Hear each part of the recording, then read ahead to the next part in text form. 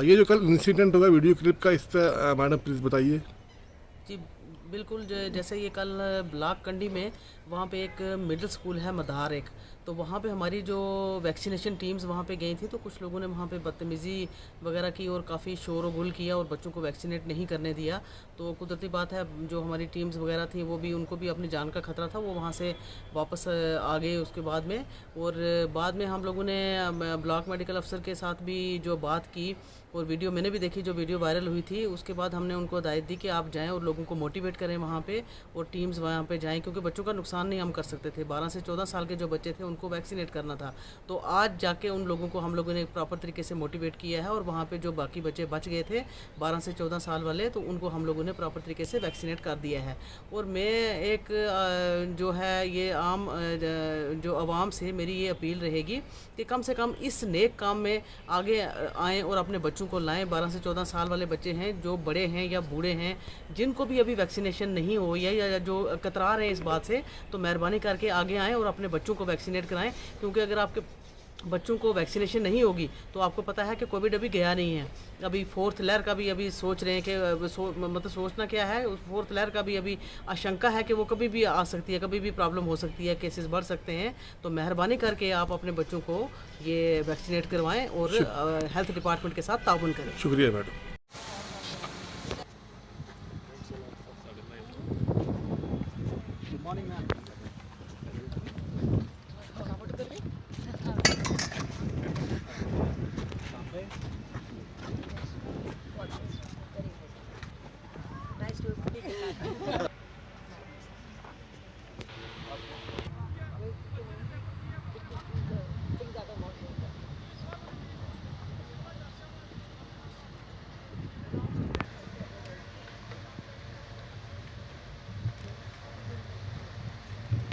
The wife of Flight Lieutenant Vijay Vasant Tambe, whom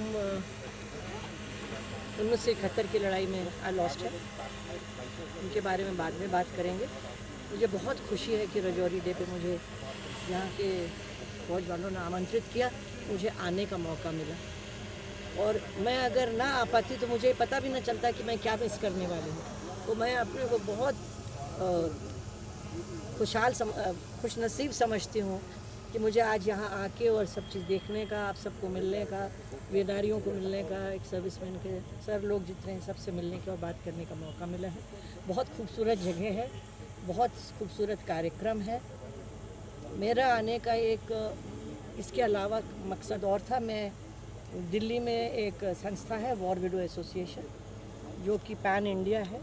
हम कोशिश करते हैं पूरे देश में कहीं भी वीर नारियों को किसी प्रकार की ज़रूरत पड़े मदद की तो हम पहुंच पाएँ उन तक। और इसकी स्थापना 1971 के युद्ध के बाद दिसंबर 71 में हम रजिस्टर हो गए थे सोसाइटीज़ एक्ट में। तब से ये संस्था चल रही है 50 साल से। मैं इसके पहले जवाहरलाल नेहरू यूनिवर्सिटी में एज स्पोर्ट्स डायरेक्टर काम करती थी, और वहाँ से रिटायर होने के बाद मैंने इस संस्था को ज्वाइन कर लिया है और पिछले 12 साल से मैं इस संस्था में काम कर रही हूँ। और उस संस्था का ये मैंडेट है कि कहीं भी किसी वीर नारी को ज़रूरत हो किसी भी प्रकार की, हमें प्रयत्न करना चाहिए उसको पूरी मदद करने की। तो ऐसे हम जहाँ भी ऐसा कोई मौका मिलता है हमें, और आजकल मैं उस अध्यक्षा हूँ उस संस्था की। ये जो पद होते हैं, हमारे पहले भी कोई था, हमारे बाद में भी कोई आएगा, मगर आजकल मैं अध्यक्षा हूँ पिछले 4-5 साल से। तो मैं जब पता चला मेरे को कि यहाँ इस प्रकार का कार्यक्रम हो रहा है, और हमारे बड़े अच्छे परिचित हैं और बहुत नामी हैं, विकास जी, इनका भी नाम आपने सुना होगा, उन्होंने हमें बताया, और तो मैं तुरंत आ गई यहाँ पे। और मुझे बड़ी खुशी कि मुझे आने का मौका मिला। मैं अभी थोड़ी देर पहले वीर नारियों से बात भी करा है, और अभी मेरा विचार है कि औपचारिक कार्यक्रम ख़त्म होने के बाद मैं उनके साथ थोड़ा समय और बिताना चाहूँगी और उनकी क्या क्या समस्याएं उसको नोट करना चाहूँगी। हमारी संस्था की ओर से जो वॉर विडोज़ होती हैं उनको हम एक टाइम 10,000 रुपये का ग्रांट देते हैं, केवल एक बार। क्यों? हम अपने तरफ से दिखाना चाहते हैं, अपना ग्रैटिट्यूड दिखाना चाहते हैं। इस देश में आप लोगों को शायद पता नहीं होगा, 27,000 वीर नारियाँ हैं, 27,000, जो कहा जाता है कि वर्ल्ड में लार्जेस्ट नंबर है। ये बड़ी दुख की बात है। मतलब आप समझिए कितने युद्ध हुए और कितनी हमने सैनिकों को खोया, और इसलिए वीर नारियाँ और वीर माताएं हैं। तो हम उनको 10,000 भेजते हैं, उनको मिलने का प्रयत्न करते हैं, उनकी समस्याओं को हल करने का कोशिश करते हैं। हम उसी दायरे में मदद करते हैं जो सरकार के रूल बने हुए हैं। उसके अलावा जो उससे हट के जो हम एक्स्ट्रा काम करते हैं वही 10,000 रुपये भेजने का करते हैं। ये टोकन है मात्र हमारा, उससे किसी का जीवन में कुछ खास फर्क नहीं पड़ता, हमें मालूम है, मगर हम अपना ट्रिब्यूट पे करते हैं। श्योर, धन्यवाद। 74th रजौरी डे मनाया जा रहा है। पिछले साल हमने लो स्केल पे मनाया गया क्योंकि कोरोना की महामारी थी, और उससे पहले 2020 में लॉकडाउन था तो हम नहीं मना पाए। इस बार हम पूरे धूमधाम और हर्षोल्लास के साथ रजौरी डे मना रहे हैं। आज इसका शुरुआत हुई है और 13 तारीख को रजौरी डे का समापन समारोह होगा। सर, आज़ादी का अमृत महोत्सव के साथ जोड़ा जा रहा है, इस पर क्या कहेंगे? बिल्कुल, इस बार आज़ादी का अमृत महोत्सव भी है और उसी के साथ हमने ये सेलिब्रेशंस को कंबाइन करा है। धन्यवाद, थैंक यू। जो हमारे एक्स सर्विसमैन आ रहे हैं, वो मैं बहुत कोशिश करता हूँ, मैं ग्रुप में डालता रहता हूँ कि यार अगर आप पैसे नहीं दे अमीर हो सकता हूँ, मैं तो वैसे ही रहूँगा, और ना ही मेरी पेंशन बंद हो सकती है। स्टेट में मीटिंग के लिए जाता हूँ तो वहाँ पर अकाउंट ही होती है डिस्ट्रिक्ट रजौरी के एक्स सर्विसमैन कितने हैं।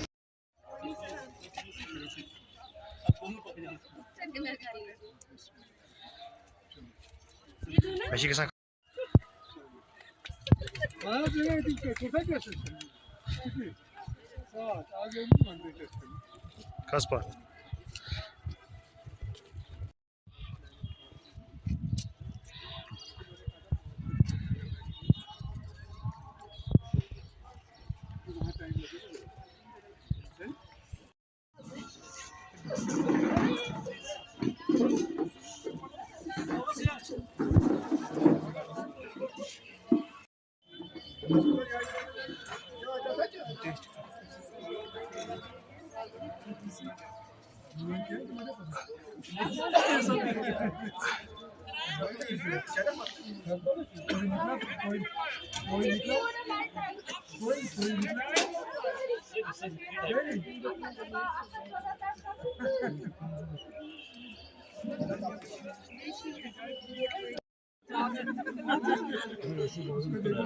और मैंने देखा, मुझे कसम से 2 बार नाम लिखे हुए सब 72 लाख डॉक्टर आसमान ने 75 नहीं 75 नहीं आई, नहीं 75 नहीं, बहुत सारे।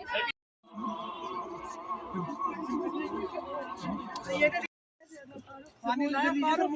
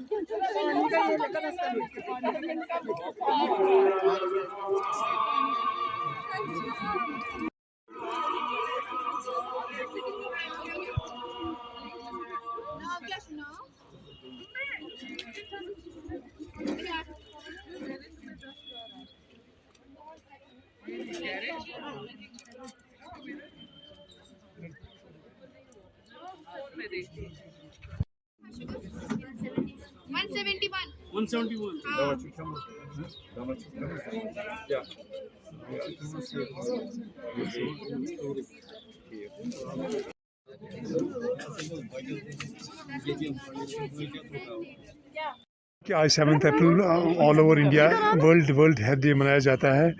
इसमें हमारी डायरेक्शंस जो डिपार्टमेंट की थी कि हर किसी सेंटर में, हर किसी ऑफिस में एक प्लांटेशन ड्राइव होगा और हेल्थ कैंप्स हो जाएंगे।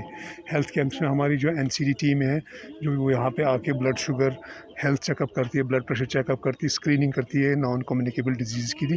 मगर जो हमारी मैसेज है for our employees and for public कि that we have to keep our planet healthy and we have to keep our body healthy. जब हमारा प्लानट हेल्दी होगा तब हमारी ह्यूमन रेस हेल्दी रहेगी।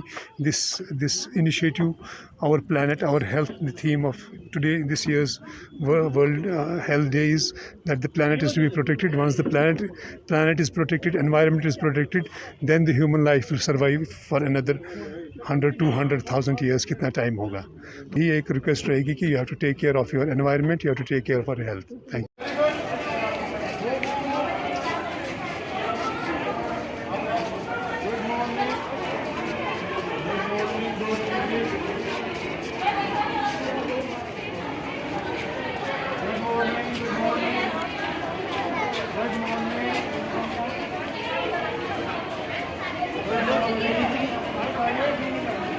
गुड मॉर्निंग उधर जाओ, सर के पास जाओ, सर का birthday, happy birthday. Good morning, good morning, good morning, good morning, good morning.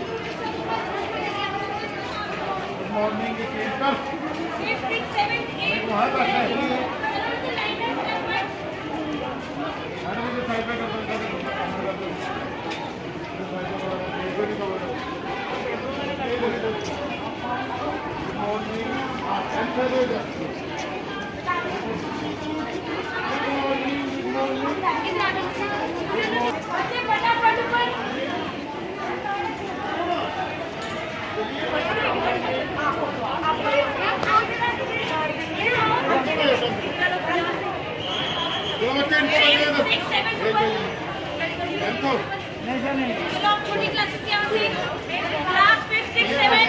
बड़े जल्दी कर देना।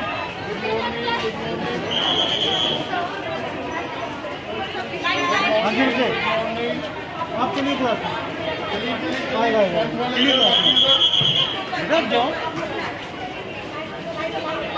आज शिक्षा निकेतन हायर सेकेंडरी स्कूल आज बच्चों का रिजल्ट के बाद पहला दिन है।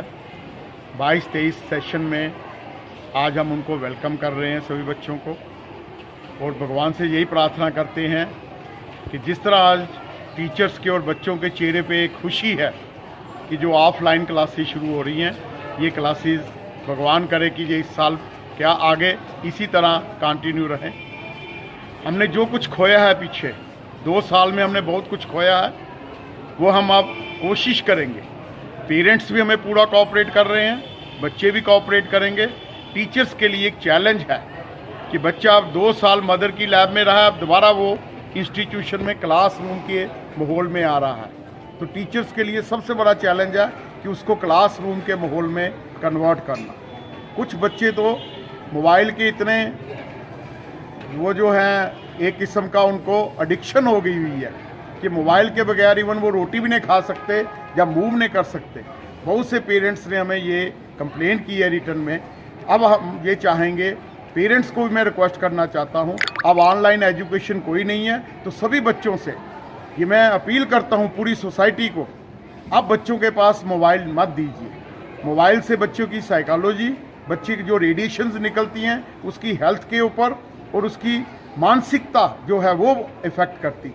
इसलिए अब उनसे मोबाइल वो ले लें, प्यार से लें, कोशिश करें थोड़ी देर के लिए। अगर बड़ा एडिक्शन हो गई हुई है तो थोड़ी देर के लिए बच्चे को अपने सामने दें, उसके बाद मोबाइल की में से सिम निकाल लें या अपने पास रखें। मैं सभी जितने हमारे शिक्षा निकेतन एस्टेब्लिशमेंट, RM, पुष्पवाटिका, उन सभी बच्चों के पेरेंट्स को बहुत बहुत शुभकामनाएं, और उनसे उम्मीद करता हूं कि जिस तरह वो पहले हमें कोऑपरेट करते रहे हैं, बड़ी कोविड में भी उनकी कोऑपरेशन हमेशा इतनी ज़्यादा रही है कि हम उनके लिए जितने शुक्रिया के वर्ड कहें वो कम है।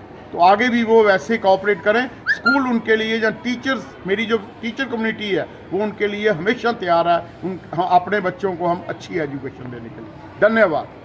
जो चलान आप पेश करते हो उसमें सजा जो मिली है, हमें जवाब में पता लगा मैक्सिमम 100 रुपये से लेकर 5000 तक फाइन हुआ है। ये कहा है करोड़ों रुपए की चीज पकड़ी गई, लेकिन फाइन कितना हुआ? 5000 ज्यादा से ज्यादा, और 100 रुपये से शुरू हुआ। और सजा कितनी हुई? जितनी देर कोर्ट लगी हुई है इतनी देर उसको बिठाए रखा और बाद में छोड़ दिया। तो हमने कहा आपके केस क्यों फेल हो रहे हैं?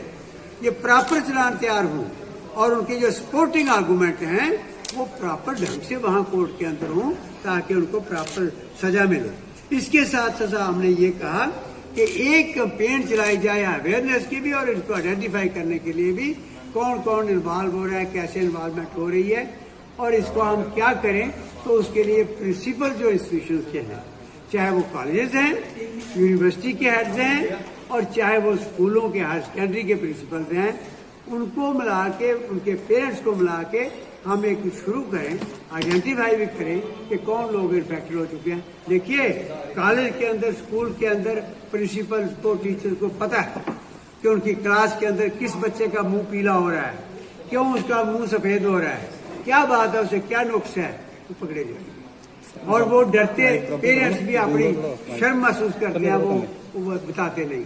तो उसके लिए भी एक अवेयरनेस जबरदस्त वहां पर भी शुरू हो।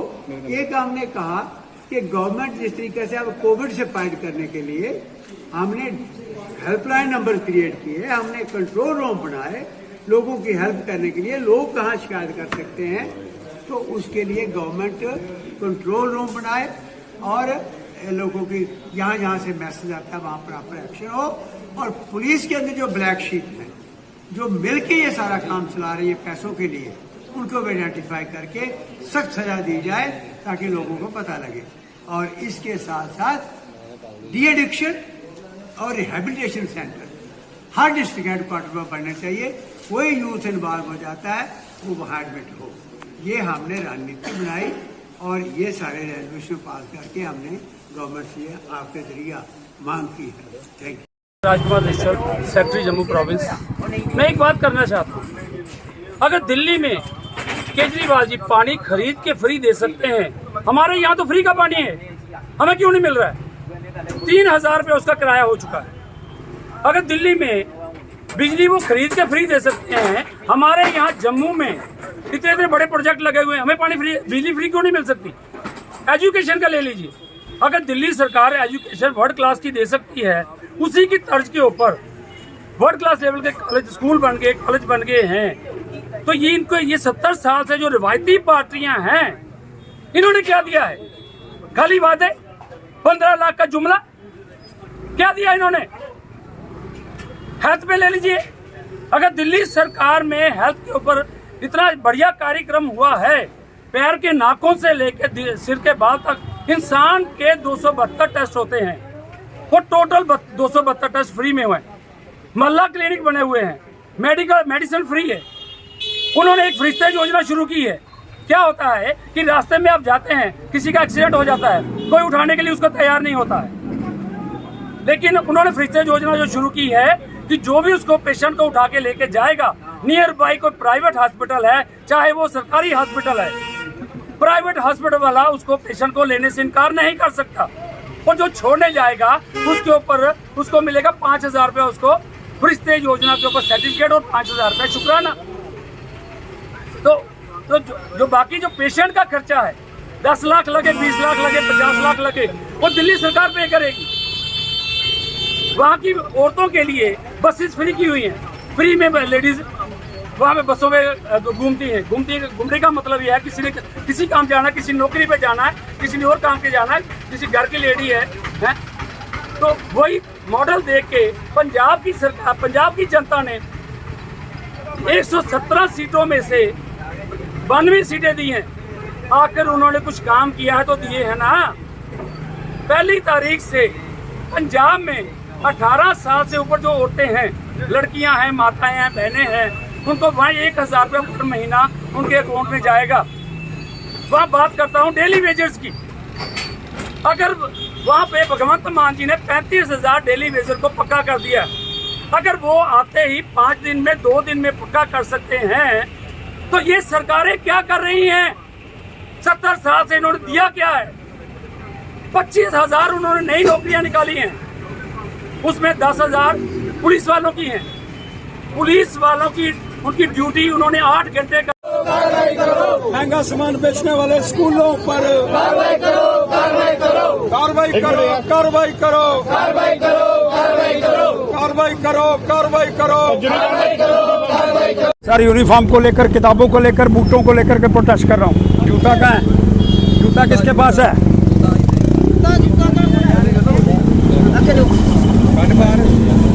ये 180 किताब के ऊपर रेट लिखा हुआ है। वो 180 में 2 दे रहा है। कितने देते हो भाई? 90 रुपये की एक रेट लिख रहा है 180, ये 2 दे रहा है। दोषी कौन है? एडमिनिस्ट्रेशन। क्या कर रहा है? फूड एंड अपने डायरेक्टर एजुकेशन। कार्रवाई होनी चाहिए माननीय उपराज्यपाल जी। जब सब पर कार्रवाई हो रही है तो ये स्कूल वाले, कुछ स्कूल वालों ने गुंडागर्दी डाली हुई है, इन पर कार्रवाई करने का प्रयास करो और पकड़ करके इनको, जब तक इनकी सदस्यता रद्द नहीं करोगे ये कार्रवाई के विषय के अंदर कोई बात नहीं होगी। इसलिए मैं मांग करना चाहता हूँ इस तरह संदर्भ के अंदर कार्रवाई करो, कार्रवाई करो, कार्रवाई करो। 180 का रजिस्टर, 180 में 2 मिल रहे हैं। ये यूनिफॉर्म 1450, बाज़ार 650। ये हो क्या रहा है? ये जूता ये मैंने खुद खरीद करके लाया है, ये 650 का दे रहे हैं स्कूल वाले। ये 250 का है। दोषी कौन है?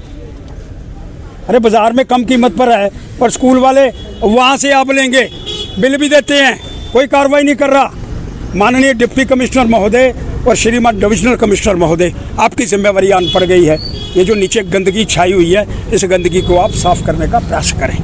कम करो, जस्टिस को लेकर भी किया गया कांग्रेस पार्टी का वोट और साथ ही साथ आम जनता गृहिणी की तरह से किचन जलाना उसे मुश्किल हो गया। आम जनता की तरह से पेट्रोल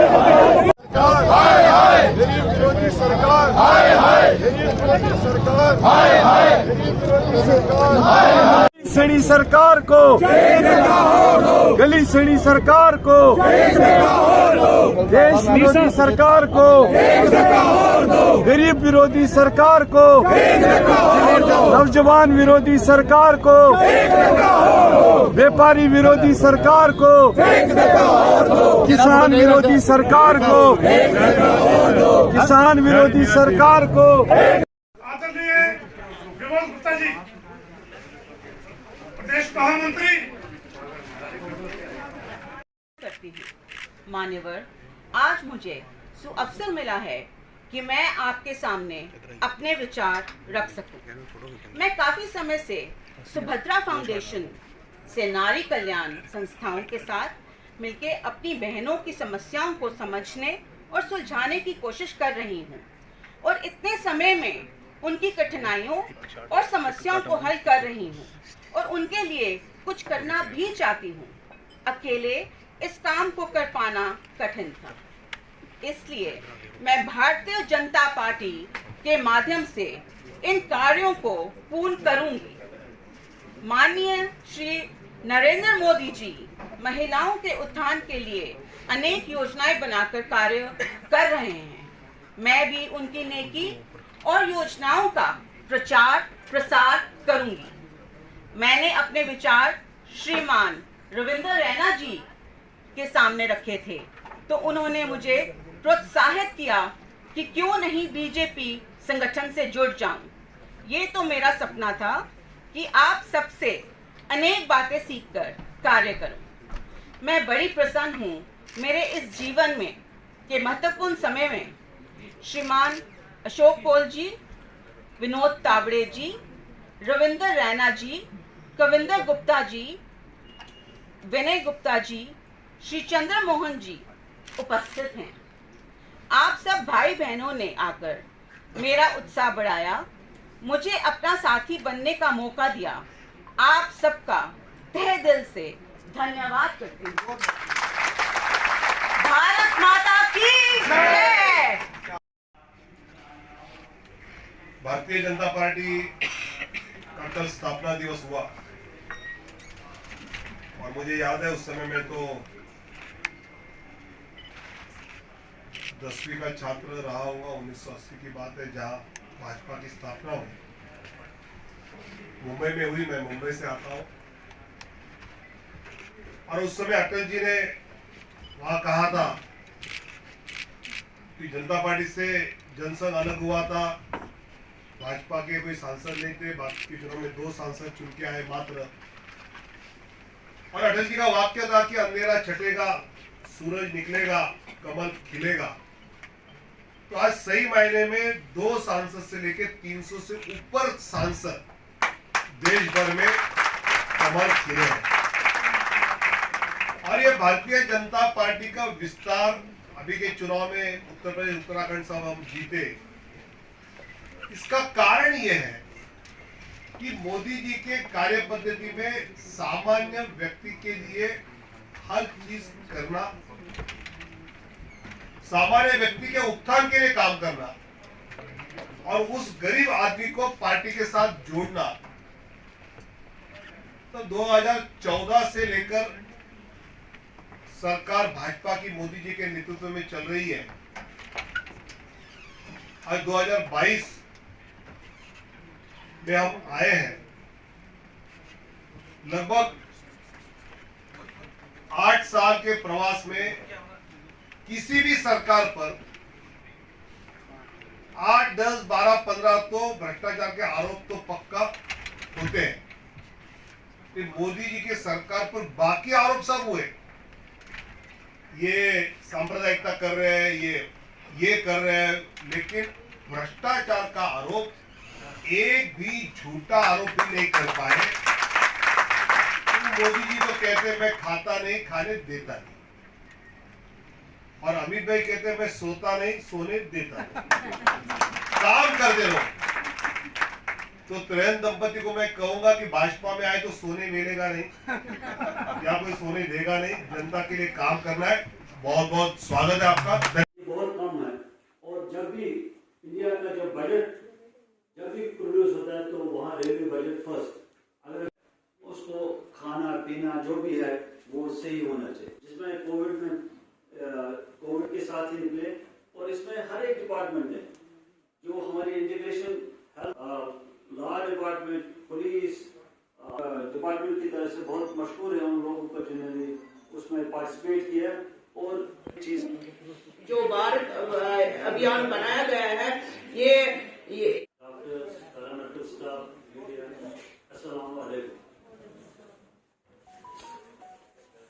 जैसे कि आपको मालूम है कि हर साल हम वर्ल्ड हेल्थ डे मना रहे हैं। डेफिशिएंसी डिजीजेस, चाइल्डहुड डिजीजेस और कुछ एडोलेसेंट स्पेसिफिक कंसर्न्स हम देखते हैं।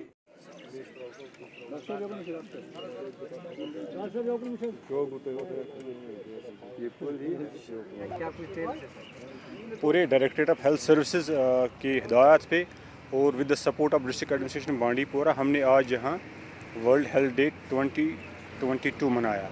इस साल का जो थीम था वो था आवर प्लैनेट आवर हेल्थ। तो इसमें हमने यहाँ एक बड़ा जो अपने हेल्थ वर्कर्स है और लाइन डिपार्टमेंट्स के जो एम्प्लॉयज़ है उनको हेल्थ के रिलेटेड स्कीम्स की बहुत बड़ी जानकारी दी, जिसका इनाग्रेशन डी साहब ने किया। और इस सिलसिले में हमने आज यहाँ प्लांट्स भी लगाए ताकि ये आगे ये बात जाएगी कि प्लांट्स लगाने से हमारे हेल्थ पे बहुत अच्छा असर पड़ता है। देखिए, आपको मालूम है आज वर्ल्ड हेल्थ डे मनाया जा रहा है। ये हर साल मनाया जा रहा है, लेकिन इस साल की जो थीम थी वो था आवर प्लैनेट आवर हेल्थ। तो आज से हमने पूरे डिस्ट्रिक्ट के जो टीम थी, health department, ICDS department, education department और बहुत सारे डिपार्टमेंट को हमने आज मदद किया था, और जिसकी सदारत जो है DC साहब ने की, और जिसमें ये कहा गया कि जो इस साल थीम जो है वो है our planet and our health. तो इस असना में DC साहब ने भी बोल दिया, हाँ सबों ने बोल दिया, और मैं बड़ा मशकूर हूँ हेल्थ डिपार्टमेंट का, खासकर जिन्होंने कोविड-19 में बहुत अच्छा काम किया, और ख़ासकर डिस्ट्रिक्ट बांडीपुरा जहाँ पर कि PM मोदी साहब ने अपने मन की बात में ज़िक्र किया कि वेवन जो जगह है वहाँ पर फर्स्ट 100 डोज जो हमने वहाँ कंप्लीट किए। तो इस तरह से मैं ये चाहता हूँ इंशाल्लाह इन फ्यूचर जो हमारा हेल्थ डिपार्टमेंट है वो तरक्की करें, और जो भी कोई चैलेंज हो हम उस पर काबू पाएँ। आज सारी दुनिया में वर्ल्ड हेल्थ डे मनाया जा रहा है। इसी सिलसिले में मॉडल हायर सेकेंडरी स्कूल सावजिया में भी वर्ल्ड हेल्थ डे के हवाले से एक मुख्तसर सा प्रोग्राम किया गया, और इस बात का भी ध्यान रखा गया कि बच्चों की जो क्लासेस है वो सफ़र ना हो, लेकिन जो वर्ल्ड हेल्थ डे का इम्पॉर्टेंट मैसेज है कि हम अपनी हेल्थ को कैसे ठीक रख सकते हैं, हमारी फूड हैबिट्स क्या हो, हमारा लाइफस्टाइल क्या हो, इस सारे हवाले से हमने बच्चों के साथ डेलिब्रेशंस की, स्टाफ वालों ने उनको बताया, मैंने भी कुछ देर उनके साथ बात की और उनको ये समझाने की कोशिश की कि वो अपनी सेहत के तई जो है वो जागरूक रहें, होशियार रहें, उसका ख्याल करें, वो चीज़ें चीज़ें खाएं या वो काम करें जो हमारी सेहत के लिए अच्छी हैं। और ख़ास तौर से बच्चों को ये बताया गया, जो अक्सर हम सुनते आए हैं कई सदियों से, क्या sound mind in a sound body, कि हमारी अगर तंदुरुस्त होगा जिस्म तो हमारा जहन भी अच्छे तरीके से काम करेगा। तो इस तरीके से ये जो इम्पॉर्टेंट डे था, हमारी जो कल्चरल एक्टिविटीज़ स्कूल में चलती रहती हैं, को करिकुलर और एक्स्ट्रा करिकुलर एक्टिविटीज़ के तहत ये प्रोग्राम्स का सिलसिला जारी है। और आज इसको मुनक्कद करके बच्चों तक ये जानकारी पहुंचाई गई और उनको साथ ये भी कहा गया कि इस मैसेज को वो कैरी करें अपने घरों तक। ख़ास तौर से आजकल रमज़ान है तो जो बच्चे जो सॉफ्ट ड्रिंक्स हैं, कार्बोनेटेड ड्रिंक्स हैं, वो यूज़ करते हैं, जिसकी वजह से कभी वो स्टमक इलनेसिस की बात करते हैं, कभी कोई और रिस्पायरेटरी इलनेसिस की बात करते हैं। तो उनको ये कहा गया कि वो भी अवॉइड करें सो दैट उनकी सेहत ठीक रहे। हर वक्त कुरकुरे खाता रहता हूँ? क्या मैं दिन में 20 कप चाय पी जाता हूँ या पी जाती हूँ? क्या सिर्फ चावल ही खाती हूँ, सब्जी नहीं खाती? या सिर्फ दाल ही खाता हूँ या खाती हूँ, सब्जी नहीं खाती? तो वो जो एक बैलेंस डाइट है जिसमें हमें प्रोटीन भी मिले, कार्ब्स भी मिले यानी कि कार्बोहाइड्रेट्स मिले, हमें मिनरल्स मिले, हमें फैट्स की जरूरत है वो मिले, तो ये सारी चीजें तभी मिलेंगी जब हम तवाज़ुन में खाएंगे। अक्सर आप बच्चे हैं ना तो बच्चे जिद करते नहीं दाल मुझे अच्छी नहीं लगती जी, मैं सपोज मूंगी की दाल नहीं खाऊंगा या खाऊंगी, मैं राजमाश ही खाऊंगी जिसे आप रोटी आते हैं। तो ठीक है, वो भी खानी चाहिए। हमें ग्रीन लीफी वेजिटेबल्स नहीं खानी है जी, जिसे आज नीला साग होते हैं, हालांकि वो हरा होता है। नीला आसमान होता है ना, ब्लू होता है, वो सब्जी ब्लू होती है कि ग्रीन होती है? तो फिर वो हरा साग होना चाहिए कि नीला साग? हरा होना चाहिए ना, लेकिन हम सारे नीला कहते हैं। तो वो जो नीला साग है, हरा सब्जियां हैं, उनमें से हमें जो चीजें मिलती हैं। फल कुछ लोग नहीं खाते, अभी मौसमी फल हमारे आते हैं, जिस तरह लोकल पार्लेंस में हम बात करें, हाड़ियां हैं, प्लम है, उनमें हमारे पास न्यूट्रिएंट का खजाना होता है, लेकिन हम नहीं खाते। तो खाने में एहतियात करनी है, अंदाजे का खाना है, पानी पीते वक्त एहतियात करनी है कि बहुत ठंडा पानी ना पिए, बहुत ज्यादा एकदम से एक सांस में ना पी लें। आपको पता है कि हमारे यहाँ इस्लाम में एक चीज आया है कि जिसको सुन्नत कहा जाता है। तो पानी पीने की जैसे 6 सुन्नतें हैं, वो सारी साइंटिफिक है कि पानी देख के पीना है। देख के इसलिए पीना है कि किसी उसी को गंद शंद नहीं पियाना, कोई मैला या गंदला पानी तो नहीं है। बैठ के पीना है, 3 घूंटों में पीना है। एक सांस में जब हम पीते हैं तो कभी हल्का सा भी एक ड्रॉप भी हमारी फूड पाइप के बजाय विंड पाइप में चला गया। कभी आपने देखोगे ना, एकदम से खाते खाते हमारे अंदर कोई दाना चला जाए तो छींकें शुरू हो जाती है, खांसी, और नाक के रास्ते वो बाहर आता है। समझ आ रही है बात? तो ये सारी चीजें हमारी हेल्थ को रिलेट करती हैं। हम खाते क्या हैं, कितना खाते हैं, कैसे खाते हैं, किस वक्त खाते हैं, हम पहनते क्या है, बैठते कितना है, हमारी फिजिकल एक्टिविटी कितनी है। 2 प्लेटा पातियां खा लिया बंदा, कमर रख के सो जावे तो वो सेहत बिगाड़ेगा।